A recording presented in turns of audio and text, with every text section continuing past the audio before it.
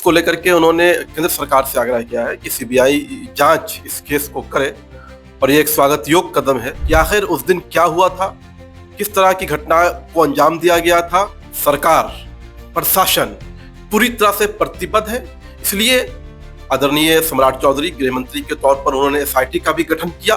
राजधानी पटना और बिहार भर में सबसे ज्यादा चर्चा राजधानी पटना के शंभू गर्ल्स हॉस्टल का एक मामला जो नीट छात्रा से जुड़ा हुआ है उसको लेकर के काफी ज्यादा चर्चा हो रही है।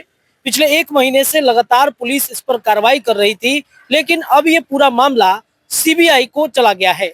सम्राट चौधरी जो बिहार सरकार के उप मुख्यमंत्री हैं, गृह मंत्री भी हैं, उन्होंने अपने फेसबुक अकाउंट पर एक बात लिखा और कहा कि जो पटना में नीट छात्रा की हत्या हुई है उस मामले को अब सीबीआई को सौंपा जा रहा है, जिसकी सिफारिश पहले वो नीतीश कुमार से करते हैं और नीतीश कुमार केंद्र सरकार से करते हैं। कहते हैं कि अब सीबीआई इस मामले को पूरी तरीके से जांच करेगी, जो भी दोषी होगा उसे सजा जरूर से जरूर मिलेगी। वो फेसबुक पोस्ट जो आपके स्क्रीन पर इस वक्त चल रहा है उसमें देखिए, सम्राट चौधरी लिखते हैं कि बिहार के माननीय मुख्यमंत्री नीतीश कुमार जी ने भारत सरकार से पटना में हुए नीट छात्रा की हत्या के मामले कांड संख्या 14/26 को सीबीआई जांच का आग्रह किया जाता है।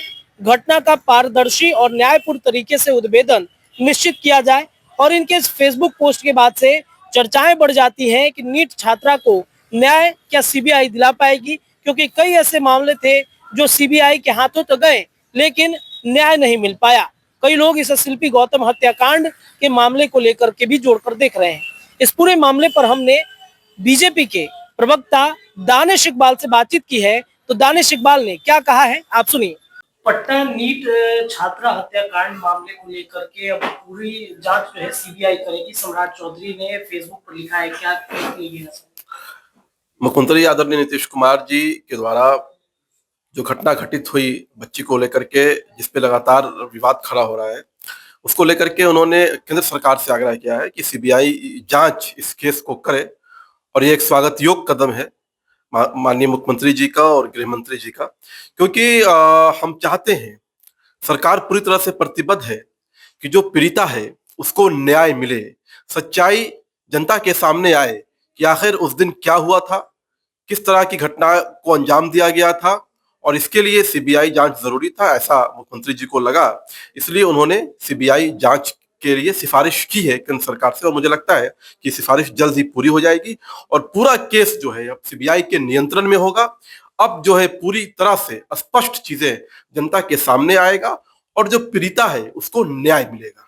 पप्पू यादव लगातार हमला कर रहे हैं, कह रहे हैं कि परिजनों पर दबाव डाला जा रहा है डीजीपी की तरफ से कि केस को वापस ले लो, आत्महत्या साबित कर दो, क्या कहेंगे सर? ऐसा उनके तरफ से जो बयान आए हैं वो मुझे लगता है कि बेसलेस है। सरकार, प्रशासन पूरी तरह से प्रतिबद्ध है, इसलिए आदरणीय सम्राट चौधरी गृह मंत्री के तौर पर उन्होंने एसआईटी का भी गठन किया और अब मुख्यमंत्री ने सीबीआई के जांच के आदेश दिए हैं।